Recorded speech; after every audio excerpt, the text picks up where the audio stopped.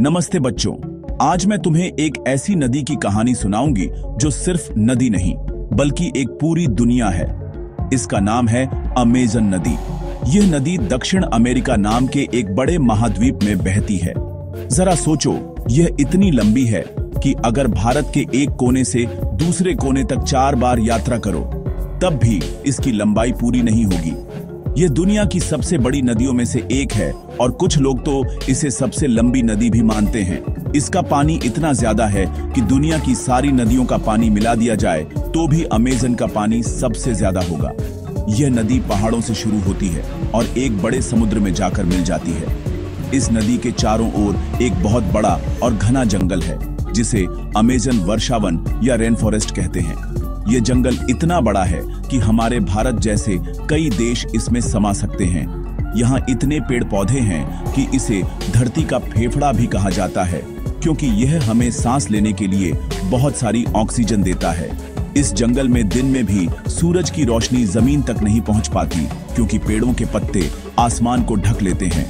यहाँ का मौसम हमेशा गर्म और नमी वाला रहता है और लगभग हर दिन बारिश होती है, इसीलिए इसे वर्षावन कहते हैं। यह जगह रहस्यों से भरी हुई है, जहां हर कदम पर कुछ नया और अनोखा देखने को मिलता है। इस नदी और जंगल की कहानी बहुत पुरानी है। सदियों से यह इंसानों के लिए एक पहेली रही है। पुराने जमाने में लोग मानते थे कि इस जंगल के अंदर सोने के शहर छिपे हुए हैं। कई लोगों ने उन शहरों को खोजने की कोशिश की, लेकिन वे इस घने जंगल में खो गए। आज भी इस जंगल के कई हिस्से ऐसे हैं जहां कोई इंसान नहीं पहुंच पाया है। वैज्ञानिक भी हर साल यहां नए नए जीव जंतुओं और पेड़ पौधों की खोज करते हैं। यह एक ऐसी दुनिया है जिसके बारे में हम जितना जानते हैं उससे कहीं ज्यादा जानना अभी बाकी है। यह नदी सिर्फ पानी का बहाव नहीं बल्कि जीवन और रहस्यों का एक बहता हुआ समंदर है। अमेज़न की यात्रा करना आसान नहीं है। यहाँ के रास्ते बहुत कठिन हैं और हर जगह खतरा हो सकता है। कहीं जहरीले सांप हैं तो कहीं बड़े बड़े मकड़ियां। लेकिन इन खतरों के बावजूद इसकी सुंदरता लोगों को अपनी ओर खींचती है। यहाँ के ऊंचे ऊंचे पेड़, रंग बिरंगे फूल और अजीब अजीब आवाजें निकालने वाले जानवर सब मिलकर इस जगह को जादुई बनाते हैं। यह एक ऐसी किताब की तरह है जिसके पन्ने कभी खत्म नहीं होते और हर पन्ने पर एक नई और रोमांचक कहानी लिखी होती है। चलो अब हम इस किताब के कुछ और पन्नों को पलटते हैं और इसके रहस्यों को और करीब से जानते हैं। अब हम अमेज़न के जंगल के अंदर चलते हैं। यहां तुम्हें ऐसे ऐसे जानवर मिलेंगे जिनके बारे में तुमने शायद ही सुना हो। सोचो, एक बंदर जो इतना छोटा है कि तुम्हारी उंगली पर बैठ सकता है, उसे पिग्मी मार्मोसेट कहते हैं। यहीं पर एक आलसी जानवर भी रहता है जिसे स्लॉथ कहते हैं। वह इतना धीरे चलता है कि उसके शरीर पर काई और छोटे छोटे पौधे उग जाते हैं। यहाँ के तोते बहुत रंग बिरंगे होते हैं, जैसे किसी ने उन पर सारे रंग बिखेर दिए हों। जंगल में एक बड़ी बिल्ली भी रहती है जिसे जैगुआर कहते हैं। वह बहुत ताकतवर होती है और चुपके से शिकार करती है। यह जंगल इन सभी जानवरों का घर है जहां वे अपनी जिंदगी जीते हैं। यहाँ के पेड़ पौधे भी किसी अजूबे से कम नहीं हैं। कुछ पेड़ तो इतने ऊंचे होते हैं जैसे वे आसमान को छूना चाहते हों। यहाँ एक ऐसा पेड़ भी मिलता है जिसके फल चॉकलेट बनाने के काम आते हैं। उसे कोको का पेड़ कहते हैं। कुछ फूल इतने बड़े होते हैं कि एक छोटी थाली के बराबर दिखते हैं। अमेज़न में हजारों तरह की जड़ी बूटियां भी मिलती हैं जिनसे दवाइयां बनाई जाती हैं। जंगल में रहने वाले लोग इन पौधों के बारे में सब कुछ जानते हैं। वे जानते हैं कि कौन सा पत्ता खाने के काम आता है और कौन सी जड़ बीमारी ठीक कर सकती है। यह जंगल एक बहुत बड़ी दवाई की दुकान की तरह है, बस हमें उसका सही इस्तेमाल आना चाहिए। जंगल में दिन और रात का नजारा बिल्कुल अलग होता है।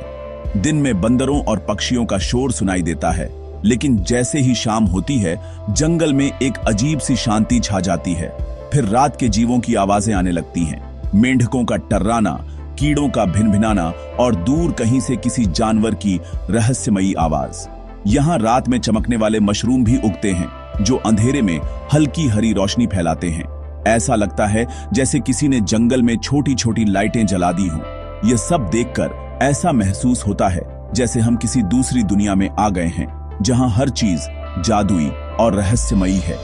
लेकिन यह खूबसूरत जंगल आज खतरे में है। कुछ लोग अपने फायदे के लिए पेड़ों को काट रहे हैं। जब पेड़ कट जाते हैं तो वहां रहने वाले जानवरों का घर छिन जाता है और वे बेचारे बेघर हो जाते हैं। पेड़ों के कटने से मौसम पर भी बुरा असर पड़ता है। इसलिए यह बहुत जरूरी है कि हम इस अनमोल जंगल को बचाएं। यह सिर्फ जानवरों का घर नहीं है, बल्कि यह पूरी धरती के लिए जरूरी है। हमें यह समझना होगा कि अगर जंगल नहीं रहेंगे तो शायद हम भी नहीं रहेंगे। अमेज़न का जंगल हम सभी की जिम्मेदारी है, जिसे हमें मिलकर बचाना है। चलो अब हम जंगल से निकलकर नदी के पानी में डुबकी लगाते हैं। अमेज़न नदी का पानी ऊपर से शांत दिखता है, लेकिन इसके अंदर एक और ही दुनिया बसती है। यहां हजारों तरह की मछलियां रहती हैं।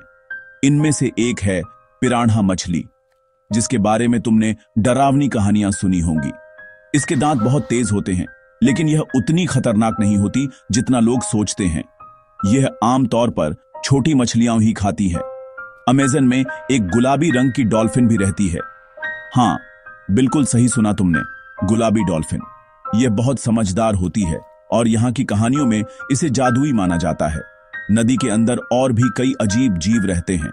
यहाँ दुनिया का सबसे बड़ा सांप एनाकोंडा भी पाया जाता है। ये इतना बड़ा हो सकता है कि एक छोटी नाव के बराबर लंबा हो। यह पानी में चुपचाप तैरता है और अपने शिकार का इंतजार करता है। नदी की गहराई में एक ऐसी मछली भी रहती है जो बिजली का झटका देती है। उसे इलेक्ट्रिक ईल कहते हैं। वह अपने शिकार को पकड़ने या दुश्मनों से बचने के लिए बिजली का इस्तेमाल करती है। सोचो, एक मछली जिसके पास अपनी बिजली है। अमेज़न नदी सच में आश्चर्यों से भरी हुई है, जहां हर गहराई में एक नया रहस्य छिपा है।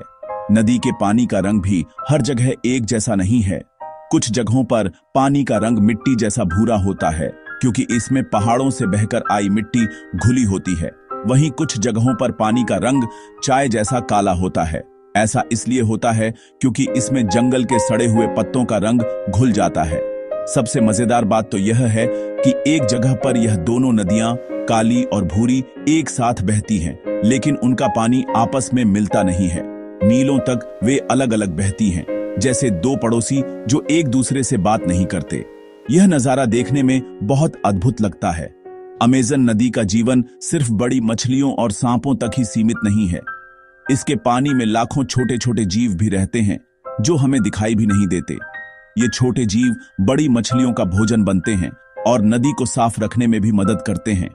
यह पूरा एक चक्र है, जहां हर जीव एक दूसरे पर निर्भर है। अगर एक भी जीव खत्म हो जाए तो पूरे चक्र पर असर पड़ता है। इसलिए नदी के अंदर का जीवन भी उतना ही महत्वपूर्ण है जितना जंगल का। यह हमें सिखाता है कि दुनिया में हर छोटी बड़ी चीज का अपना महत्व होता है, चाहे वह हमें दिखाई दे या न दे। अमेज़न के घने जंगलों में सिर्फ जानवर ही नहीं रहते, बल्कि इंसान भी रहते हैं। यहाँ कई आदिवासी समुदाय सदियों से रह रहे हैं। वे बाहरी दुनिया से बिल्कुल अलग अपनी ही एक दुनिया में जीते हैं। उनका रहन सहन, खान पान और परंपराएं सब कुछ जंगल से जुड़ा हुआ है।